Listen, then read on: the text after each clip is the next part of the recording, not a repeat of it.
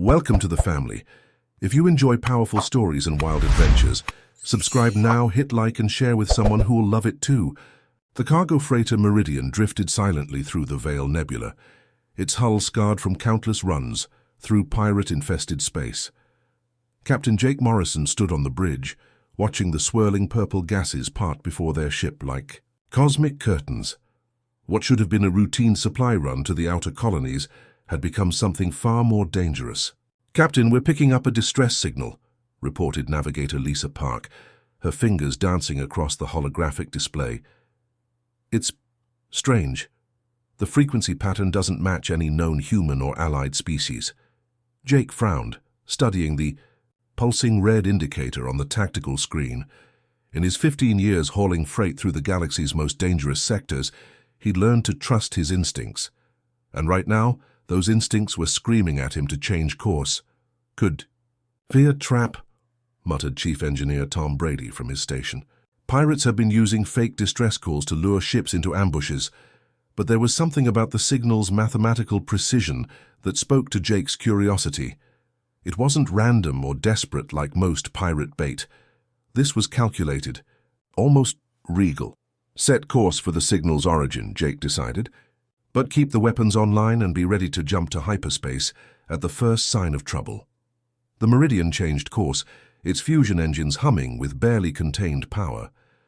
As they approached the source of the transmission, their sensors began painting a picture that defied explanation. A massive ship hung in space, unlike anything in their databases. Its organic curves and crystalline protrusions suggested a technology that had evolved rather than been engineered. "My God," whispered Lisa. "That thing's the size of a small moon." The alien vessel showed signs of recent battle damage. Gaping. Wounds in its hull leaked atmosphere and debris into the void, while sections of its exotic armor plating hung twisted and torn. Whatever had attacked this ship possessed firepower that dwarfed most human military vessels. "Are you detecting any life signs?" Jake asked. Tom's instruments flickered with uncertainty. "The hull composition is interfering with our sensors, but there's definitely something alive in there. Multiple somethings, actually. Some of the readings are massive." Before Jake could respond, their communications array crackled to life. The voice that emerged was unlike anything they'd ever heard, melodious yet commanding, with harmonics that seemed to resonate in their very bones. "Unknown vessel," the voice declared in perfect English, though the accent was utterly alien. "You will approach no closer. This ship is under the protection of the Stellar Dominion, and any interference will be met with consequences." Jake exchanged glances with his crew. The Stellar Dominion was a name whispered in the darkest corners of the galaxy, an empire that had supposedly existed long before humanity took its first steps into space. "This is Captain Jake Morrison of the freighter Meridian," he replied carefully. "We received your distress signal. Do you require assistance?" A long pause followed, filled only by the hiss of cosmic static. When the voice returned, it carried a note of something Jake couldn't quite identify, surprise perhaps, or confusion. "You offer aid to us?" "That's generally what people do when they receive a distress call," Jake said, his natural sarcasm bleeding through despite the situation's gravity. Another pause, shorter this time. "Very well, human vessel. You may dock at the primary bay, but know this. Any act of aggression, any attempt at deception, and your species will learn why the Dominion has ruled for 10,000 years. As the Meridian approached the alien ship's docking bay, Jake couldn't shake the feeling that he was about to change the course of history itself. Little did he know that somewhere deep within that wounded vessel, an ancient queen was asking herself the same question that had puzzled her people for millennia. Why would anyone risk their lives for strangers? The docking bay doors opened like the maw of some sleeping giant, revealing a cavernous space filled with technology that seemed to pulse with its own inner light. As the Meridian settled onto the alien deck, Jake Morrison prepared to meet beings that existed beyond humanity's wildest imagination. But first, he had to survive the encounter. The atmosphere inside the alien ship was breathable, though it carried an ozone-like scent that made Jake's nose tingle. He'd insisted on going aboard alone despite his crew's protests. If these aliens meant harm, sacrificing one life was better than losing all four. The corridors of the vessel defied conventional understanding of architecture. Walls curved and flowed like frozen water, embedded with veins of luminescent crystal. That provided a soft, pulsing light. The ceiling stretched impossibly high, creating a sense of walking through organic canyons rather than manufactured passages. Jake's footsteps echoed strangely in the alien geometry, the sound seeming to bounce off surfaces that weren't quite where his eyes told him they should be. His scanner indicated multiple life forms throughout the ship, but most registered as unconscious or in some form of stasis. "Turn left at the next junction, human," came the voice through his comm unit. Even filtered through his equipment, it retained its otherworldly quality.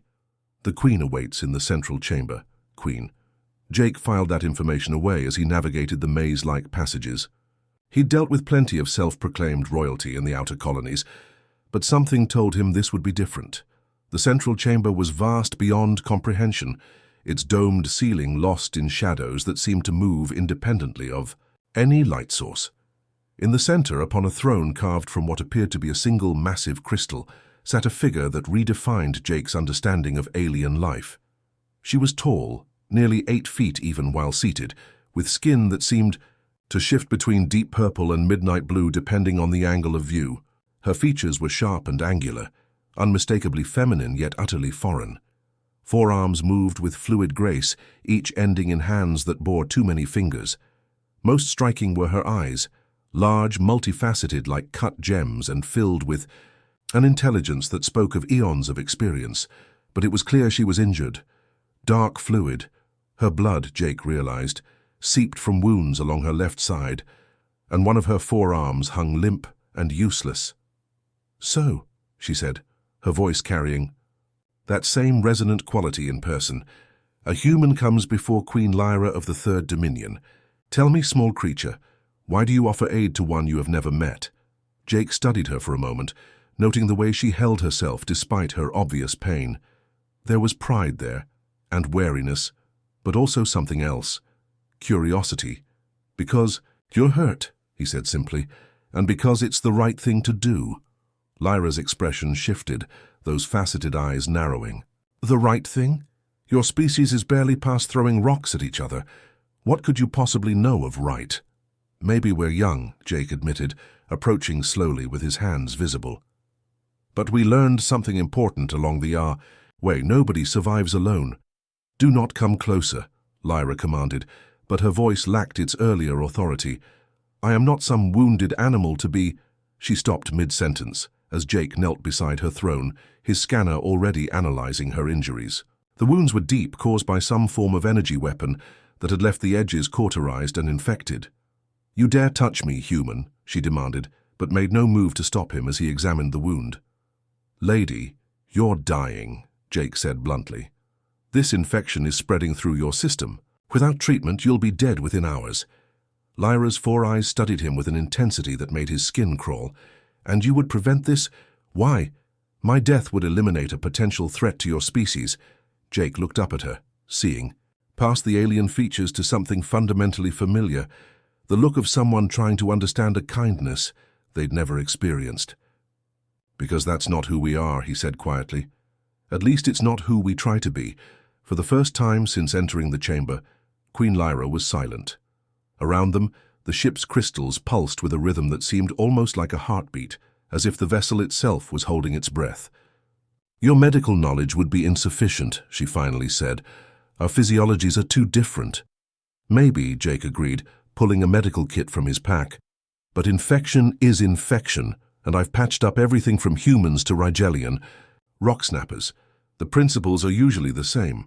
He began cleaning the wound, noting how Lyra's breath caught despite her attempts to remain stoic. "This is going to hurt," he warned. "I am a queen of the Dominion," she replied stiffly. "I have endured tortures your mind cannot conceive." "I'm sure you have," Jake said, beginning to work. "But pain is still pain, and there's no shame in acknowledging it." As he worked, neither spoke. But something fundamental had shifted in the space between them, a recognition that transcended species, politics, and the vast differences in their origins. For the first time in her 3-century life, Queen Lyra was experiencing something her people had forgotten existed, unconditional compassion from a stranger. And for Jake Morrison, cargo hauler and reluctant hero, he was about to learn that sometimes the smallest acts of kindness could reshape the galaxy itself. The medical treatment took nearly 3 hours. Jake worked with steady hands, cleaning infected tissue and applying synthetic bandages that would adapt to Lyra's alien physiology. Throughout the process, the Queen remained silent, though he caught her studying him with those multifaceted eyes. "Your species," she said suddenly, as he sealed the last of her wounds.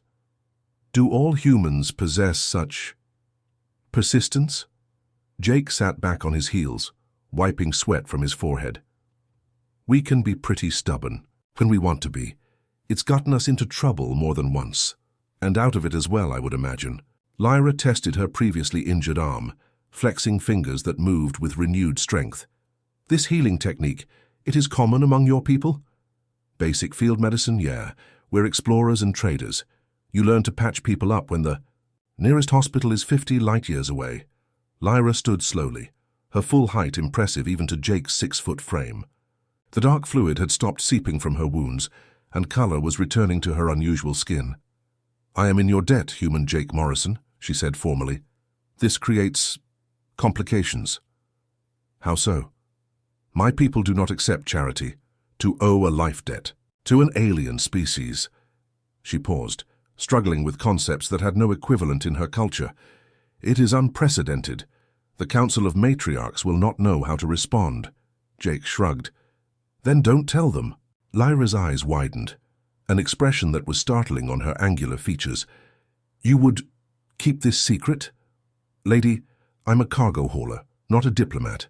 I help people when I can and mind my own business the rest of the time. Whatever political complications this creates aren't my concern." Before Lyra could respond, alarms began echoing through the vast chamber. The crystalline formations in the walls flashed from blue to angry red, and Jake could feel the ship shuddering around them. "Raiders," Lyra spat, her demeanor instantly shifting from grateful patient to commanding monarch. "The same pirates who attacked us before. They return like scavengers to finish what they started." Jake's comm unit crackled to life. "Captain," Lisa's voice was tight with fear. "We've got 3 ships incoming fast. They're not responding to hails, and they're powering weapons." "Get the Meridian ready for emergency departure," Jake ordered. "I'll be there in—" "No." Lyra's voice carried absolute authority. "Your vessel cannot outrun pirate interceptors, and mine cannot fight in this condition. There is another option." She moved to what Jake had assumed was decorative wall art, a series of crystalline panels covered in flowing script. Her hands danced across the surface, and the chamber filled with holographic displays showing tactical information. "My ship's primary weapons are offline," she said, "but the defensive systems remain functional. If your vessel docks with mine, I can extend our shields to protect both ships. And in return," Lyra hesitated, "your crew would need to assist with manual repairs. The pirates' first attack killed most of my technical staff." Jake studied the tactical display. 3 sleek vessels were rapidly approaching, their hulls bristling with weapons that could turn the Meridian into scrap metal in seconds. "My people aren't familiar with your technology," he said, "but they understand basic engineering principles, yes? Energy flow, structural integrity, thermal management." "Yeah, but—" The ship shuddered again as the first pirate vessel opened fire. In the holographic display, Jake watched energy beams impact the shields, causing ripples of light across their surface. "Decide quickly, human," Lyra said. "Pride is a luxury we can no longer afford." Jake activated his comm. "Lisa, dock us tight. With the alien ship. We're going to help them fight." "Captain, are you insane? We're a cargo hauler, not a warship." "Sometimes cargo haulers have to fight too," Jake replied. "Besides, we've got the best gunner in the sector." He turned to Lyra. "My engineer Tom knows weapon systems inside and out. He can get your guns back online if you show him how." "And you trust him with technology that could revolutionize your species' understanding of physics?" Jake grinned, the first genuine smile he'd shown since boarding her ship. "Tom's more interested in making things work than stealing them. Besides, what good is advanced technology if we're all dead?" Lyra stared at him for a long moment. In her 3 centuries of life, She had never encountered a species that so readily trusted strangers. Her own people would spend decades analyzing such a decision, weighing every possible consequence. "Very well," she said finally, "but know this, Jake Morrison, if your people prove untrustworthy, I will personally ensure your species never ventures beyond your home system again." "Fair." "Enough," Jake replied. "But if we pull this off, maybe we can skip the threats next time and go straight to the cooperation." As the Meridian completed its docking procedure, and Jake's crew prepared to board an alien vessel, neither he nor Lyra realized they were about to set a precedent that would reshape the political landscape of the galaxy. The first true partnership between humanity and the Stellar Dominion was being forged not in council chambers or diplomatic halls, but in the crucible of desperate combat. Outside, the pirates closed in for what they assumed would be an easy kill. They had no way of knowing they were about to face something entirely new in the galaxy's history, the combined ingenuity of humanity and the ancient power of the Dominion. The battle for survival was about to become the foundation of an alliance that would echo through the stars for generations to come. The Meridian's crew boarded the alien vessel with the mixture of awe and terror that came from stepping into the unknown. Lisa Park's eyes went wide as she took in the organic architecture, while Tom Brady immediately began studying the crystalline technology with professional fascination. "Holy hell, Captain," Tom muttered, running his hands along a wall panel that pulsed with inner light.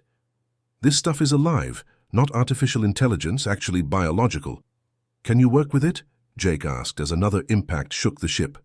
"Work with it? I want to marry it." Tom's grin faded as he studied the tactical displays. "But first, let's not get blown up."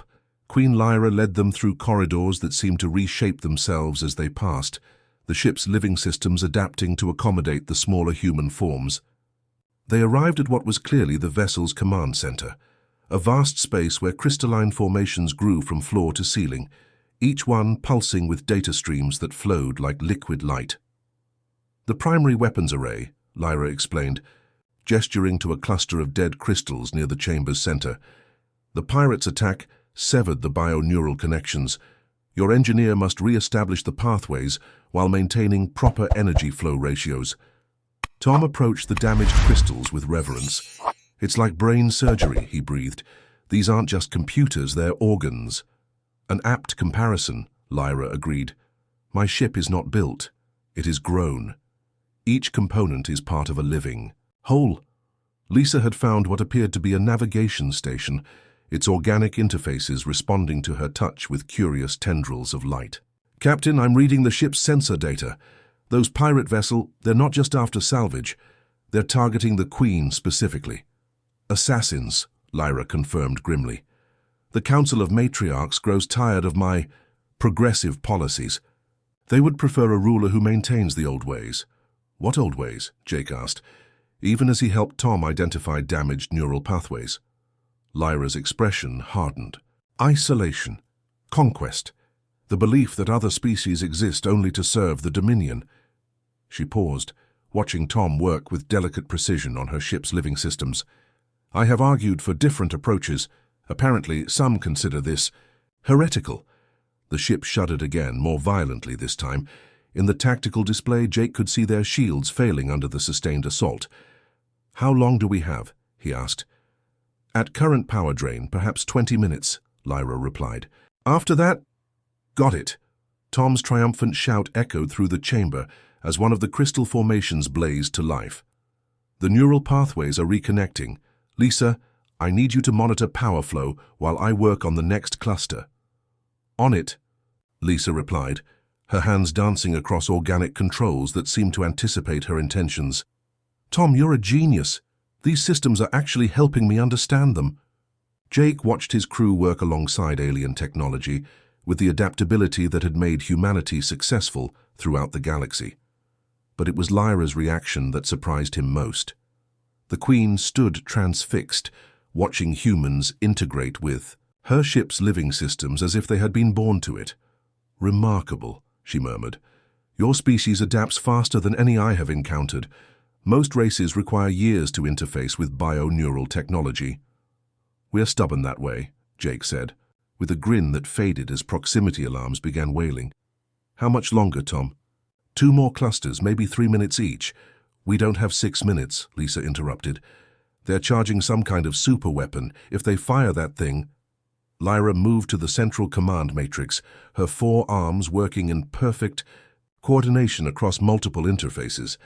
"I can reroute power from life support to boost the shields, but it will only buy us perhaps 5 minutes. "Do it," Jake ordered. Then he activated his comm. "Doc, are you monitoring this?" Dr. Maria Santos, the Meridian's medic who had remained aboard their vessel, responded immediately. "I'm here, Captain.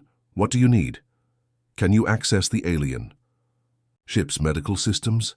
They might need manual intervention." Actually, yes. The bio-neural interfaces are responding to my touch." "It's like the ship wants to be healed."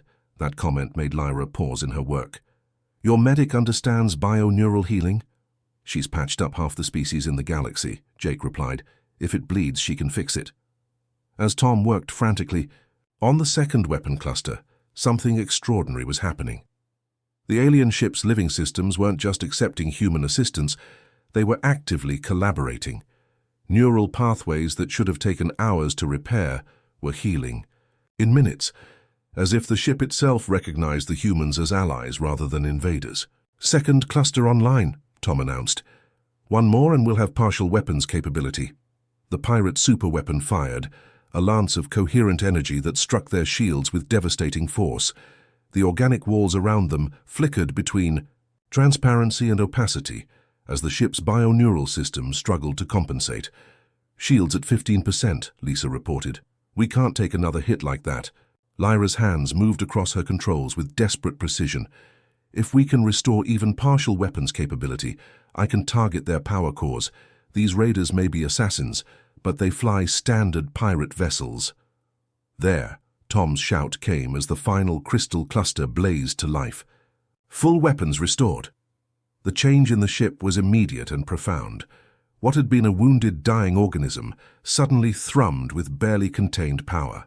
The walls themselves seemed to straighten, and the crystalline formations pulsed with renewed vitality. Lyra's expression transformed from desperate concentration to predatory satisfaction. Her forearms moved in perfect harmony across the weapon's interface, and Jake watched in awe as the alien ship's response was swift and decisive. 3 beams of coherent energy lanced out from the Dominion vessel, each one finding its target with surgical precision. The pirate ships erupted in silent explosions, their hulks tumbling away into the void. In the sudden quiet that followed, Jake looked around at his crew. Tom was grinning like a child with a new toy. Lisa was still monitoring the organic systems with fascination, and even through the comm, he could hear Dr. Santos discussing bio-neural healing techniques with the ship's medical systems. "Well," he said finally, "that was different." Queen Lyra turned to face him, and for the first time since their meeting, her expression held something other than wariness or pain. It held respect. "Indeed it was, Captain Morrison. Indeed it was." In the aftermath of the battle, the alien ship's bio-neural systems continued their remarkable recovery. Tom had become so engrossed in understanding the living technology that Lisa had to physically pull him away from the crystal formations to get his attention. "Captain, you need to see this," she said, her voice filled with wonder. "The ship's been trying to communicate with me. Not Queen Lyra, the ship itself." Jake followed her to the navigation station, where flowing symbols cascaded across organic displays. "What's it saying?" "Near as I can tell, it's grateful. The bio-neural network recognizes that we helped heal it." Lisa paused, studying the alien script. "But there's something else. It's showing me star charts, trade routes, technological specifications. It wants to share information." Queen Lyra approached, her expression troubled. "That should not be possible. The ship's memory core is keyed to respond only to Dominion genetic markers. Maybe it recognizes something else about us," Jake suggested. "Something beyond genetics." Before Lyra could respond, Dr. Santos's voice crackled through the comm system. "Captain, I'm getting some very interesting readings from the ship's medical bay. The bio-neural healing systems aren't just repairing damage, they're adapting. incorporating techniques they learned from watching me work. Tom looked up from a crystal cluster he'd been examining. Same thing here. The weapons systems integrated. Our repair methods into their self-maintenance protocols. This ship is learning from us. Lyra moved to the central command matrix, her 4 hands dancing across interfaces with growing concern. This is unprecedented. My ship was grown on the Dominion homeworld, its neural patterns locked to our specific thought processes. For it to adapt to alien minds. Is that bad? Jake asked. I do not know, Lyra admitted.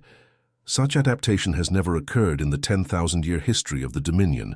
The Council of Matriarchs will consider it either a miraculous evolution or a catastrophic contamination. And which do you think it is?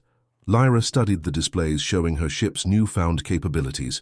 The bioneural networks were operating at efficiency levels that exceeded their original specifications, and the integration of human repair techniques had created entirely new pathways for system maintenance. I think, she said slowly, that your species may be more remarkable than I initially believed. Jake's comm unit chimed with an incoming transmission. Captain, this is Commander Rex aboard the UES Vigilant. We received your emergency beacon and are en route to your position. ETA 30 minutes. Jake frowned.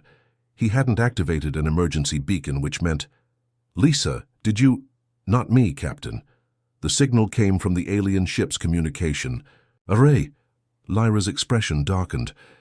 My ship called for human military assistance without my authorization? Looks like it, Tom said, studying the communication logs. The bioneural network identified the pirate attack as a threat to both vessels and automatically sent a distress call to the nearest human patrol. This is very bad, Lyra said quietly. The arrival of human warships will be seen as proof that I am colluding with aliens against the Dominion. Jake considered their options. How long before other Dominion ships arrive? They are already coming. The assassination attempt failed, which means a full squadron will arrive within hours, to ensure my death appears to be the result of human aggression. So we're caught between your people and mine, Jake said grimly. And both sides are going to assume the worst. Lisa looked up from her station. Actually, Captain, I'm not sure that's true. The ship's been showing me communication protocols. If Queen Lyra vouches for us and we vouch for her, both our governments might listen. You would trust me to speak for your species? Lyra asked, surprise evident in her voice. How you saved our lives by extending your shields, Jake replied. And your ship called for help when it thought we were in danger. I'd say that makes us allies, Tom grinned. Besides, look what we accomplished working together.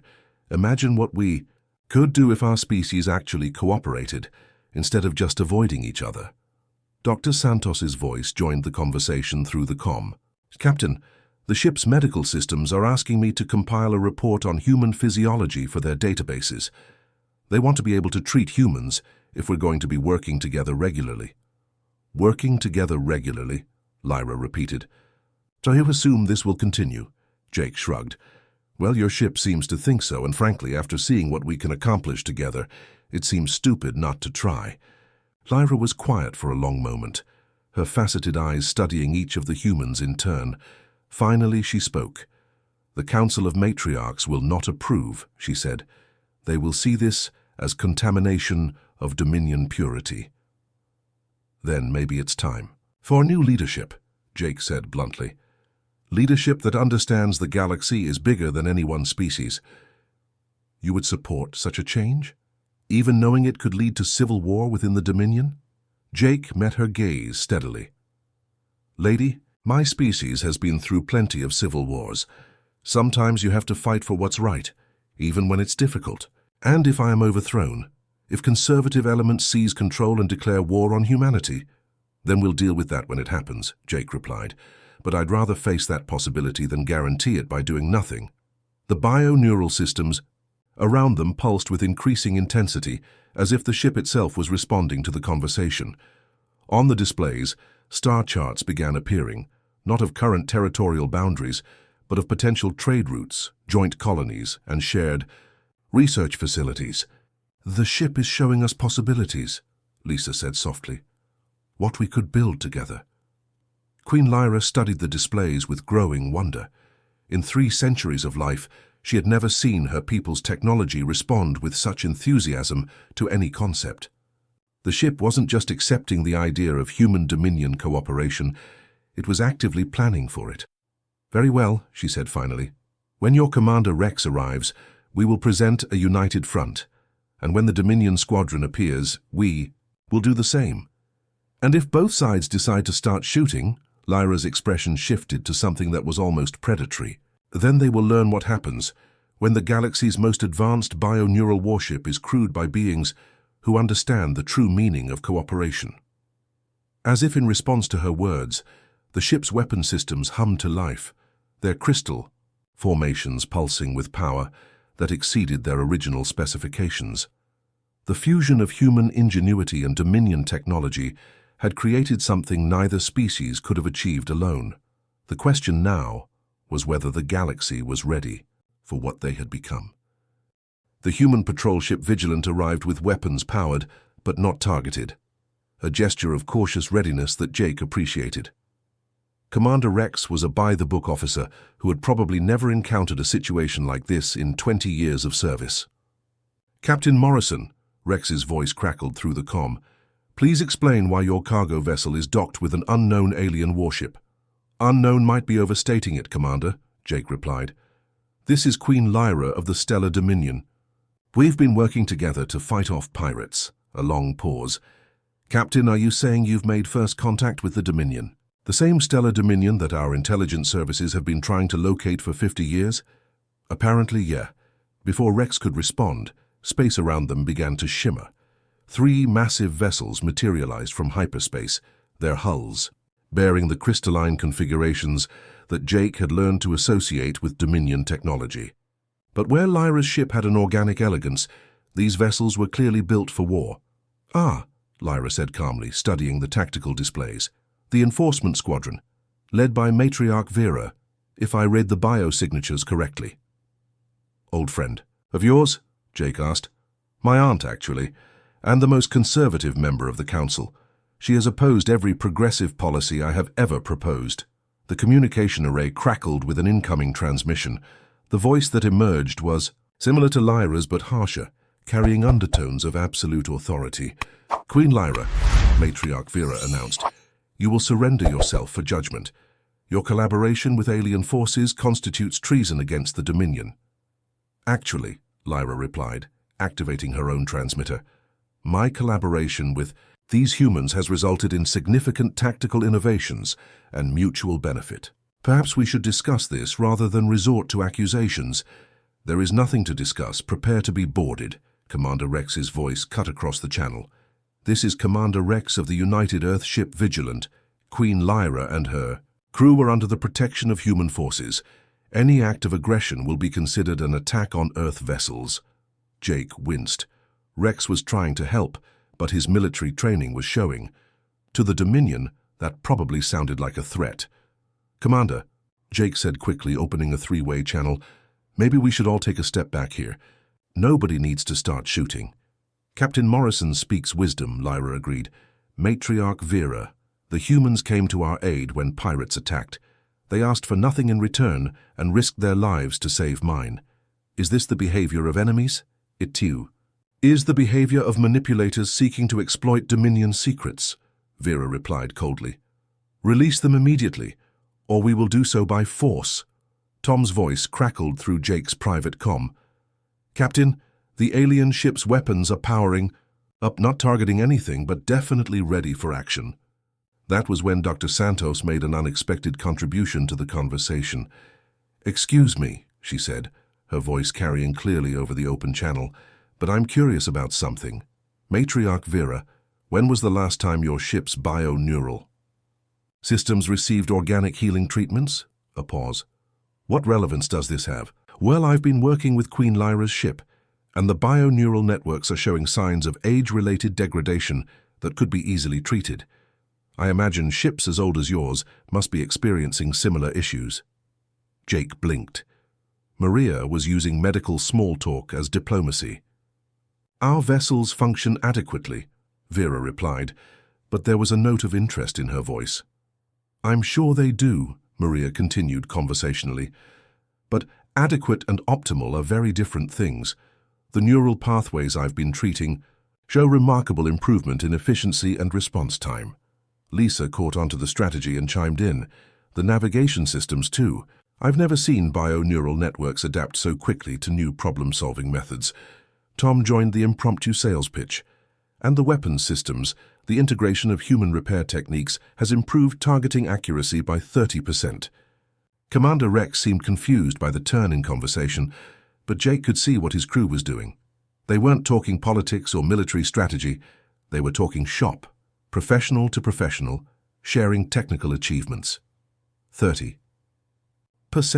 Vera asked, her voice carrying a note of skepticism. That is significant. Would you like to see the efficiency reports? Lisa offered. The ship's bio-neural network compiled comprehensive data during the pirate attack. Another pause, longer this time. When Vera spoke again, her tone had shifted from hostile to merely suspicious. You would share such data? Why not? Jake interjected. We're all professionals here. Besides, if your ships are running at reduced efficiency, that's a safety issue for your crews. Queen Lyra's faceted eyes were fixed on Jake with an expression of growing amazement. In 3 centuries of diplomacy, she had never seen anyone diffuse a military standoff by turning it into a technical discussion. Matriarch Vera, Lyra said carefully, perhaps representatives from both sides could meet aboard a neutral vessel to examine this data. The human patrol ship, Commander Rex suggested. Neutral ground for all parties. Jake could almost hear Vera weighing options. The tactical situation was complex. 3 Dominion vessels against 1 human patrol ship and whatever capabilities Lyra's enhanced bio-neural systems now possessed. A direct confrontation could go either way, and the political ramifications would be enormous. Very well, Vera said finally, but any deception will result in immediate military action. Understood, Jake replied. Commander Rex, can you accommodate a diplomatic meeting? Affirmative. My conference room can handle representatives from both sides. As arrangements were made for the meeting, Lyra turned to Jake with an expression of curiosity. Your crew, they turned a military confrontation into a technical consultation. This is a common human strategy. Jake grinned. We call it engineering diplomacy. Sometimes the best way to solve a problem is to focus on what works rather than what divides us. Fascinating, Lyra murmured. Perhaps there is more to learn from your species than I initially realized, and Hour later, Jake found himself in the Vigilance conference room facing Matriarch Vera across a table. The older Dominion leader was even more imposing than Lyra, nearly 9 feet tall with skin that shifted between silver and deep blue. Her 4 eyes held the cold calculation of someone who had ruled for centuries.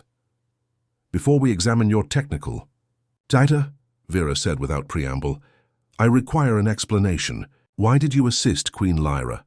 Jake met her gaze steadily. Because she needed help. That is all? That's all. Vera's expression suggested she found this answer inadequate. Your species must have ulterior motives. Access to our technology, perhaps. Or intelligence about Dominion military capabilities. Matriarch, Commander Rex interjected. Captain Morrison's record shows a consistent pattern of humanitarian assistance. He's rescued stranded miners, defended colony ships from pirates, and provided medical aid to dozens of species. This appears to be his normal behavior. Humanitarian, Vera repeated, as if testing an unfamiliar word. You risk your lives for strangers, as a matter of course. Not all of us, Jake admitted, but enough of us that it's considered normal, yeah. Lisa had set up a holographic display showing the efficiency improvements in Lyra's ship systems. The data was comprehensive and undeniably impressive. These readings, Vera said, studying the display intently, they indicate integration at the cellular level. Your repair techniques have been incorporated into the bio-neural matrix itself. The ship learned from us, Tom explained. But we learned from it too. The bio-neural healing methods are unlike anything in human medicine. Dr. Santos nodded. I've already begun adapting some techniques for human physiology. The potential applications are remarkable. Vera was quiet for a long moment, her 4 eyes moving between the technical data and the humans who had created it. Finally, she spoke. In 10,000 years of Dominion history, our bioneural systems have never shown such rapid adaptation to alien influence. The Council of Matriarchs will consider this either a sign of divine favor or catastrophic contamination. Which do you think it is? Jake asked. Vera's expression was unreadable. I think, Captain Morrison, that your species represents something we have not encountered before. The question is whether that something is beneficial or dangerous. Queen Lyra leaned forward. Aunt, look at the results. Enhanced efficiency, improved healing, new repair techniques, all achieved through cooperation rather than conquest. Is this not preferable to endless isolation? Preferable, perhaps, Vera conceded. But precedent is powerful, niece. If we accept cooperation with one alien species, others will demand the same consideration. The Dominion has maintained order, through strength and separation for millennia. And yet, Commander Rex observed, your ship systems are showing signs of age that our cooperation could help address. Surely, practical benefits outweigh philosophical concerns. Vera's laugh was sharp. You assume philosophy and practicality are separate concerns, human. For the Dominion, they are inseparable. Jake sensed the conversation reaching a crucial point. Matriarch, what if we started small? Limited cooperation.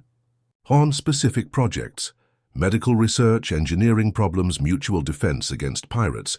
Nothing that threatens your sovereignty, but enough to see if this partnership really works. A trial period, Lyra added, with clear boundaries and defined objectives. Vera studied them both with the calculating gaze of someone who had navigated political complexities for centuries. And if this trial fails, if cooperation leads to conflict? Then we go back to avoiding each other, Jake replied. But if it succeeds... If it succeeds, Vera finished, it changes everything. The silence stretched between them, filled with the weight of decisions that could reshape the political landscape of the galaxy. Finally, Vera spoke. Very well, I will propose a limited cooperation agreement to the Council of Matriarchs.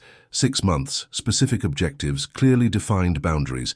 And Queen Lyra, Jake asked, will remain sovereign of her domain, subject to Council oversight. Vera's expression softened slightly. I may disagree with her methods, niece, but I cannot argue with her results. As the meeting concluded and representatives returned to their respective ships, Jake felt a mixture of exhaustion and exhilaration.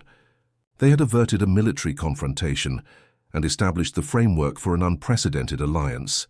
But as the Meridian prepared to continue its original cargo run, Jake couldn't shake the feeling that they had started something far larger than any of them fully understood. The galaxy was about to discover what happened when humanity's stubborn optimism met the ancient wisdom of the stellar Dominion. The real test would come in the months ahead, as both species learned whether cooperation was truly possible between civilizations separated by millennia of development and fundamentally different approaches to existence itself. 6 months later, Jake Morrison stood in the observation deck of the newly constructed Harmony Station, watching human and Dominion ships dock side by side. The joint research facility hung in neutral space between the two species' territories, a crystalline structure that blended human engineering with Dominion bio-neural technology. Never thought I'd see the day, Tom Brady commented, joining Jake at the viewport. Human and alien kids working together like they've known each other all their lives. Through the transparent aluminum, they could see young human engineers collaborating with Dominion technicians, their different physiologies creating an almost artistic contrast as they worked on joint projects. The language barriers had largely disappeared. The bio-neural translation systems had proven remarkably effective at facilitating communication. Captain Morrison, a familiar melodious voice called from behind them. Queen Lyra approached, her forearms carrying data tablets that showed the station's latest achievements. I wanted to personally thank you before you return to civilian cargo runs. Jake turned to face her, noting how much she had changed in the past months. The regal bearing remained, but there was a warmth in her faceted eyes that hadn't been there during their first meeting. Just did what needed doing, Jake replied with his characteristic shrug. Besides, looks like you've got everything well in hand here. Perhaps. The Council of Matriarchs has approved the permanent establishment of 3 more joint facilities.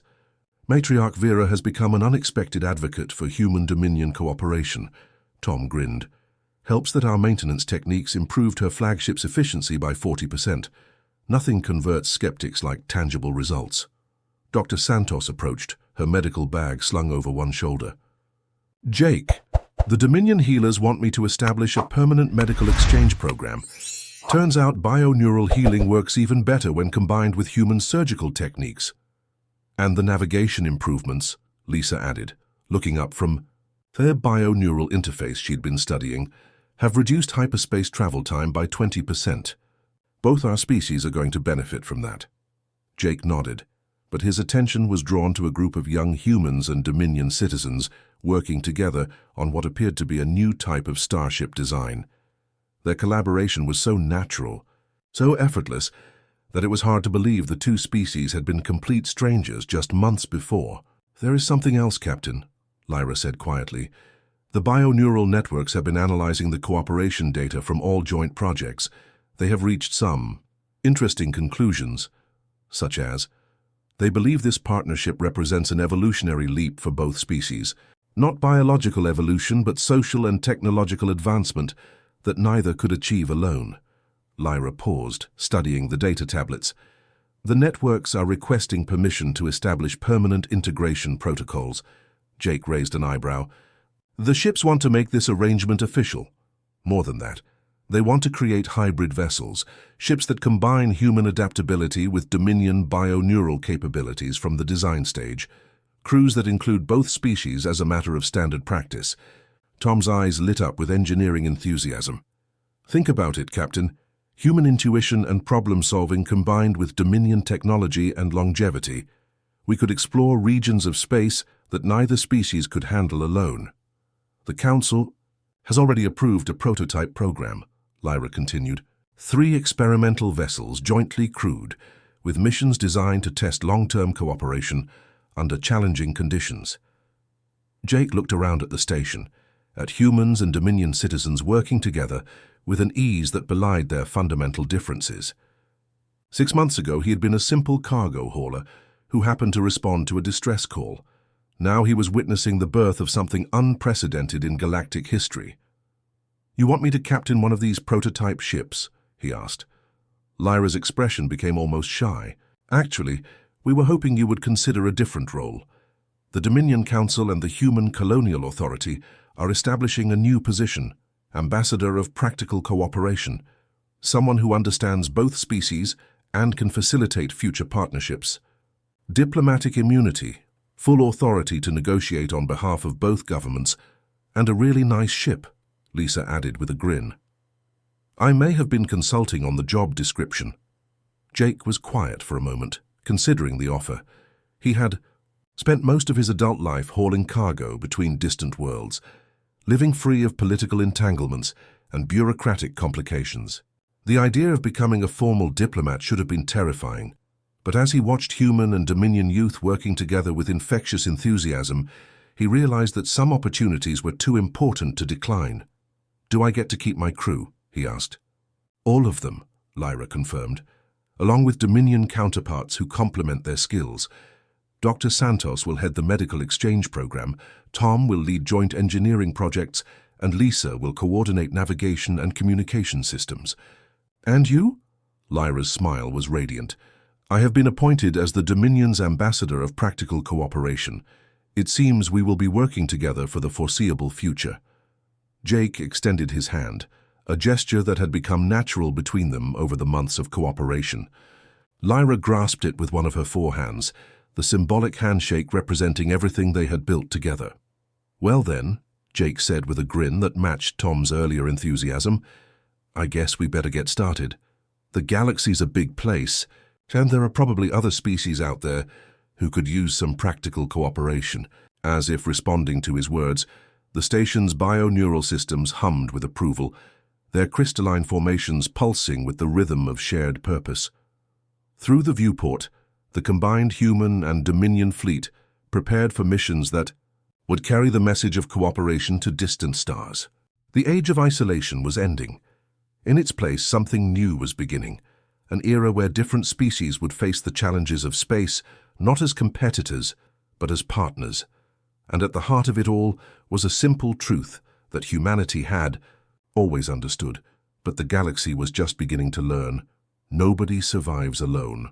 Jake Morrison, former cargo hauler and newly minted ambassador, stood ready to prove that truth to anyone willing to listen. Behind him, Queen Lyra and his faithful crew prepared to join him in showing the galaxy what was possible when beings chose cooperation over conquest, understanding over isolation, and hope over fear. The stars themselves seemed to pulse with anticipation as the first joint human-dominion exploration fleet prepared to launch, carrying with them the promise of a future where diversity was strength and differences were the foundation of progress rather than the source of conflict. In the end, it had all started with a simple act of kindness, one human responding to a cry for help from a stranger. Now, that act was about to reshape the galaxy itself. Author's note: this HFY story explores themes of cooperation, understanding, and the power of simple human decency to overcome vast cultural and biological differences. It demonstrates that sometimes the greatest victories come not from conquest, but from the willingness to help others and work together toward common goals.